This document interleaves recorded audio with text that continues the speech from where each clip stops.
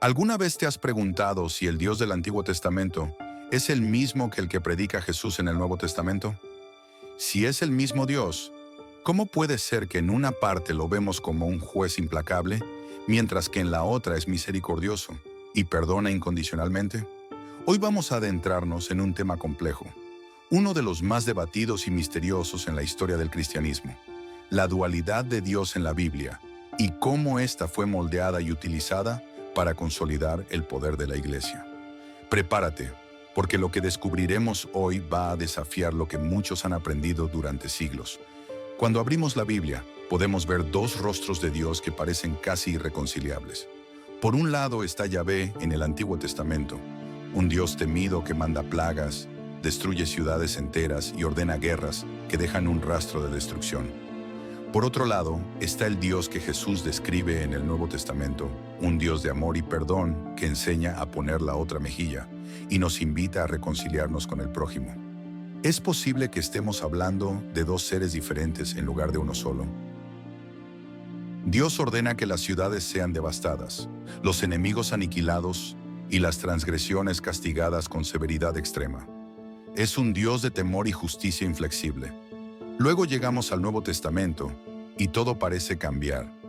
Jesús nos habla de un Dios que no busca destruir, sino sanar, que no amenaza, sino que acoge a los pecadores. ¿Cómo reconciliar estas dos imágenes?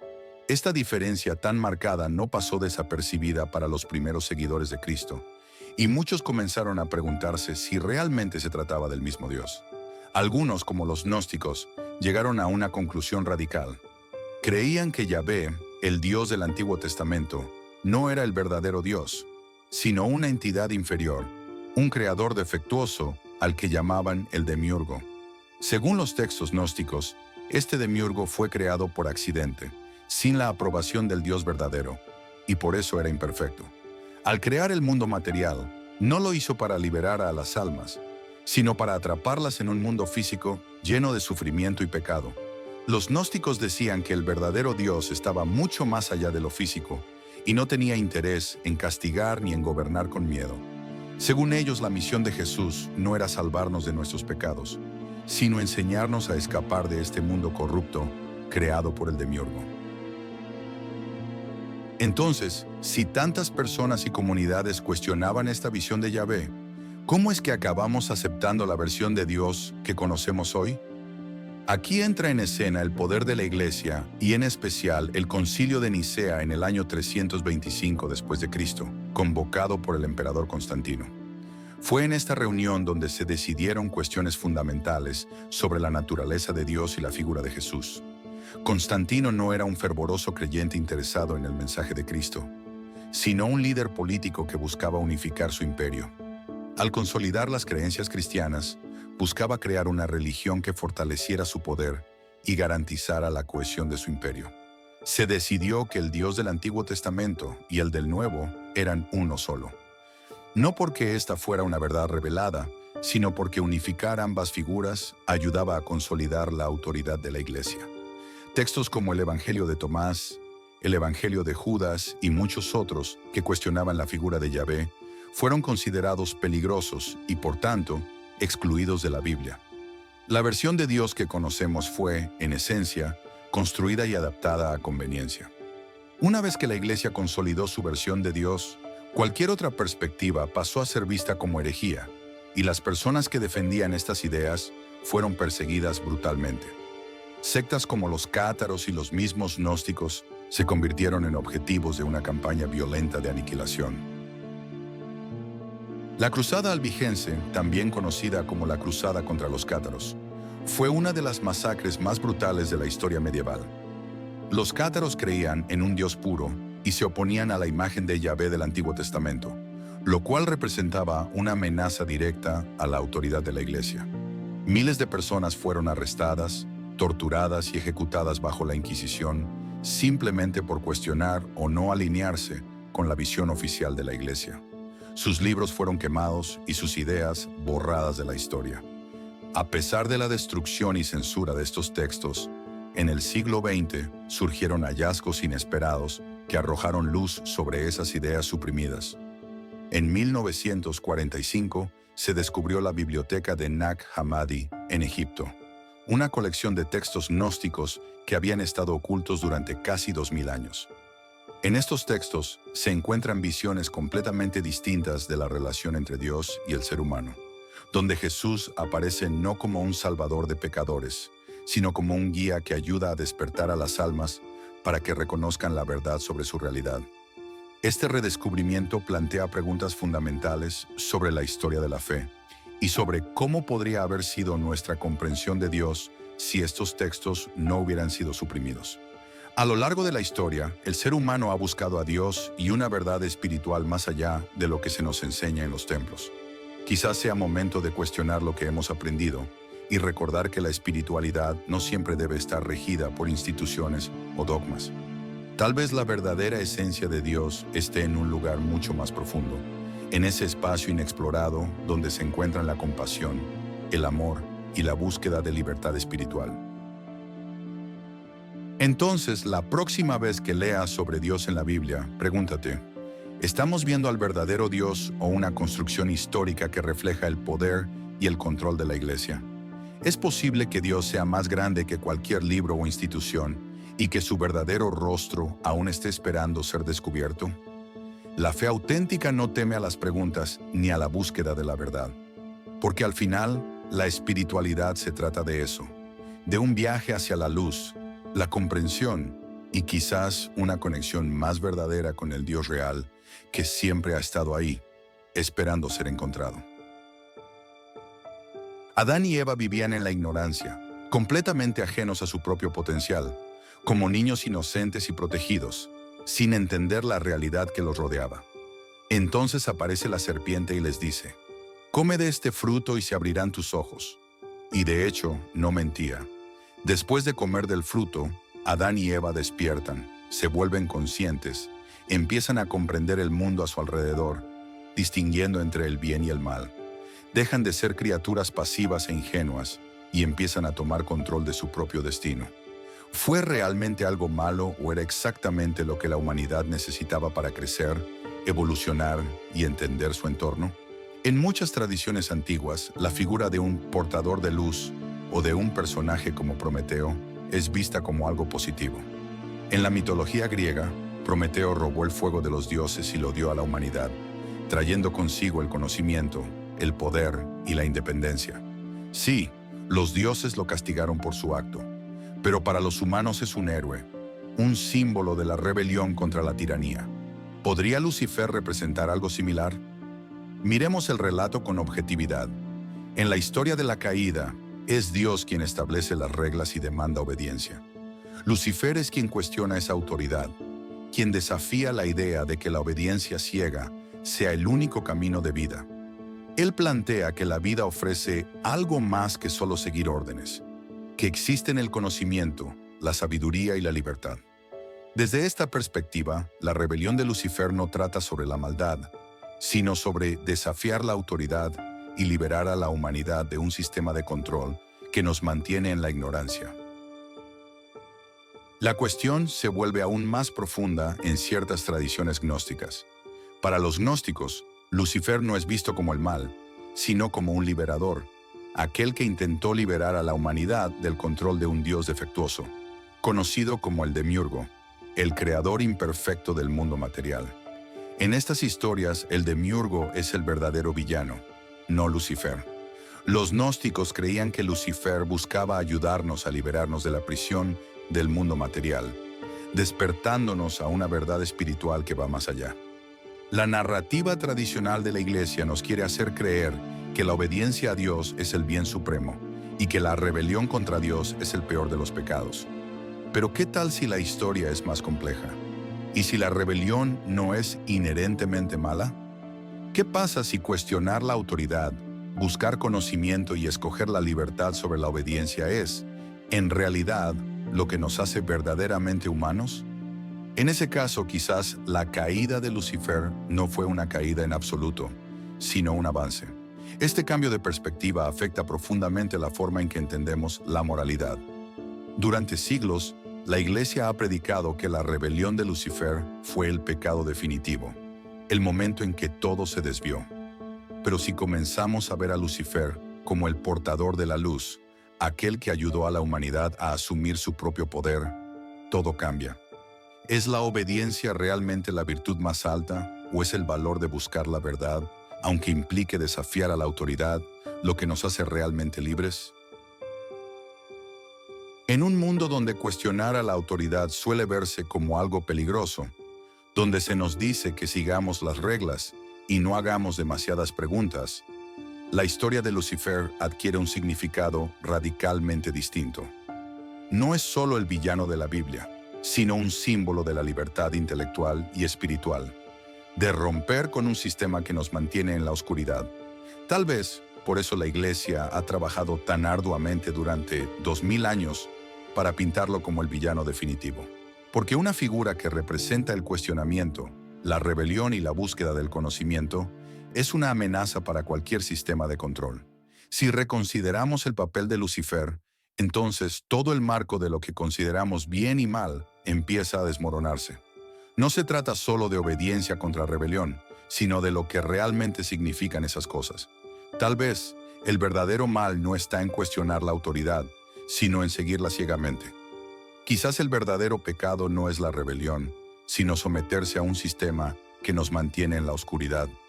¿Te has preguntado alguna vez por qué la Biblia que tenemos hoy es tan selectiva? ¿Cómo es que de todos los textos antiguos terminamos solo con 66 libros o 73 dependiendo de la tradición? La verdad es que había muchos más textos que fueron deliberadamente excluidos, suprimidos o etiquetados como herejía. Estos textos son lo que llamamos los apócrifos y los pseudoepígrafos, y te aseguro que cambian completamente el juego en cuanto a cómo entendemos a Dios, a la humanidad e incluso al cosmos. Los apócrifos se refieren a libros que fueron incluidos en algunas versiones tempranas de la Biblia, pero que más tarde fueron eliminados o marginados por diferentes tradiciones. Los pseudoepígrafos son textos atribuidos a figuras bíblicas, pero que no fueron aceptados como parte del canon oficial. Estamos hablando de libros como el libro de Enoc, el Jubileo, el Evangelio de María Magdalena y muchos otros que fueron intencionalmente excluidos del cristianismo dominante. Tomemos el libro de Enoc, por ejemplo, un texto que describe eventos apenas mencionados en la Biblia, como la historia de los vigilantes, ángeles que descendieron a la tierra, se unieron con mujeres humanas y produjeron descendencia gigante conocida como los Nefilim. Esto suena a una historia de ciencia ficción, pero fue una creencia extendida en las primeras tradiciones judías y cristianas. ¿Por qué entonces esta historia no aparece en el centro de nuestra Biblia? Porque la Iglesia decidió que era demasiado extraña, controversial y difícil de explicar. La historia del libro de Enoc, con sus batallas cósmicas y su visión del mal como algo mucho más caótico y complicado que el simple enfrentamiento entre Dios y Satanás, representaba una amenaza para la narrativa cuidadosamente construida por la Iglesia. Los padres de la Iglesia primitiva, como Tertuliano y Justino Mártir, consideraban este libro esencial para entender la caída de los ángeles y el origen del mal en el mundo, y aún así, la Iglesia decidió enterrarlo.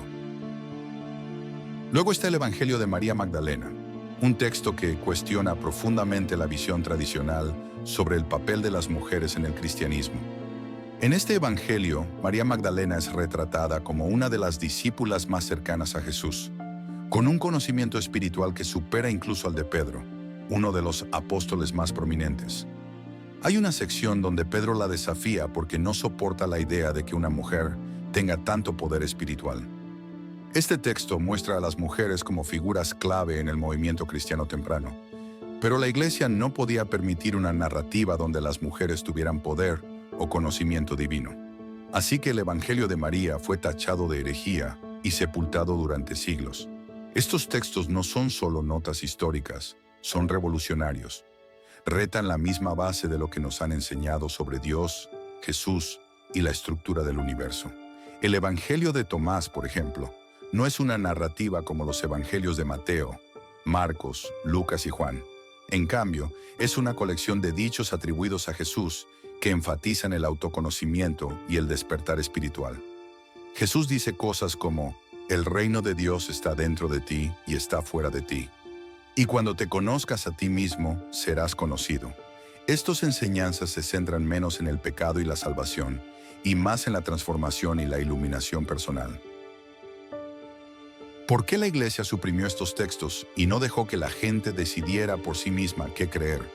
Porque estos libros ofrecen una visión descentralizada de la espiritualidad, que otorga a los individuos el poder de entender a Dios y el universo sin necesidad de una institución. Si las personas podían encontrar a Dios dentro de sí mismas, si no necesitaban un mediador como la Iglesia para conectarse con lo divino, entonces la Iglesia perdería su autoridad. Es por eso que estos textos fueron ocultados, suprimidos o destruidos. No porque fueran falsos, sino porque empoderaban a las personas de una manera que la Iglesia encontraba amenazante. No estamos hablando solo de unos cuantos pergaminos olvidados. Estamos hablando de bibliotecas enteras de conocimiento que fueron perdidas, ocultas o quemadas. La biblioteca de Nag Hammadi, descubierta en Egipto en 1945, contenía decenas de textos gnósticos, algunos de los cuales habían sido completamente desconocidos durante casi 2000 años. Los manuscritos del Mar Muerto también desenterraron escritos apocalípticos y místicos que desafían la narrativa que nos han contado. Entonces, después de todo esto, surge una gran pregunta: ¿quién o qué es Dios realmente? La imagen de Dios que se ha transmitido a lo largo de milenios podría no ser la imagen completa. Podría ser solo una pieza de un rompecabezas mucho más grande y complejo. ¿No es momento de empezar a pensar más allá de las historias que nos han contado? Imaginemos por un momento, ¿qué pasaría si esa visión moderna de Dios, como una figura en un trono en los cielos, fuera solo un reflejo limitado de algo mucho más grande?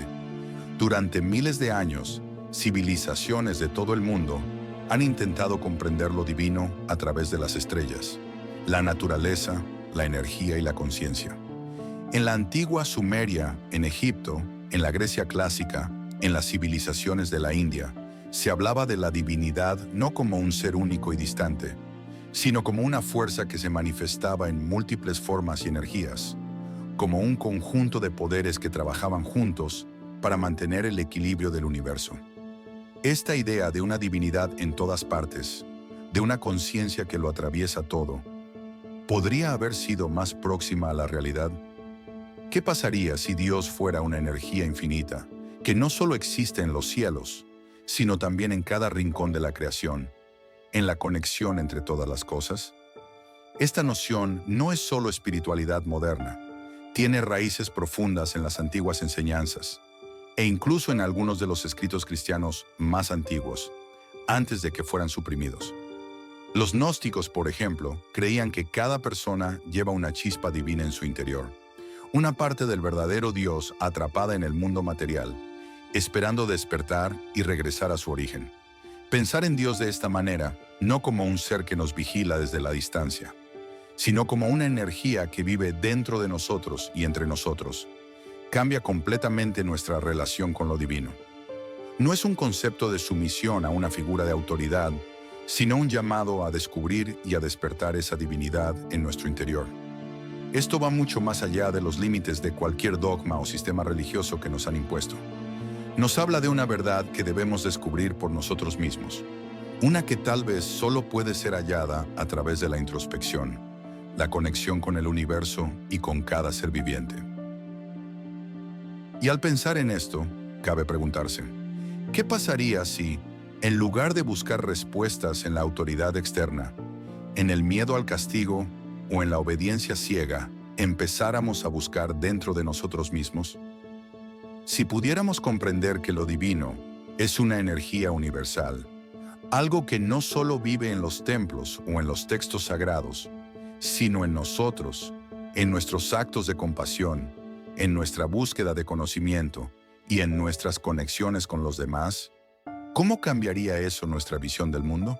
Al final, tal vez el verdadero propósito de todas estas enseñanzas antiguas, textos suprimidos y figuras rebeldes como Lucifer y Prometeo, no era dividirnos entre obedientes y rebeldes, entre santos y pecadores. Tal vez el mensaje más profundo era que el conocimiento, la libertad y el poder de entender lo divino no están reservados para unos pocos, sino que son el derecho de todos. Si has llegado hasta aquí, gracias por acompañarnos en este viaje de exploración espiritual y de cuestionamiento profundo. Recuerda que el verdadero entendimiento no viene de aceptar las respuestas impuestas, sino de atreverte a hacer tus propias preguntas. Si te ha gustado este video y quieres seguir descubriendo temas como este, no olvides suscribirte al canal y activar la campana de notificaciones. Nos vemos en el próximo video para seguir cuestionando y profundizando juntos.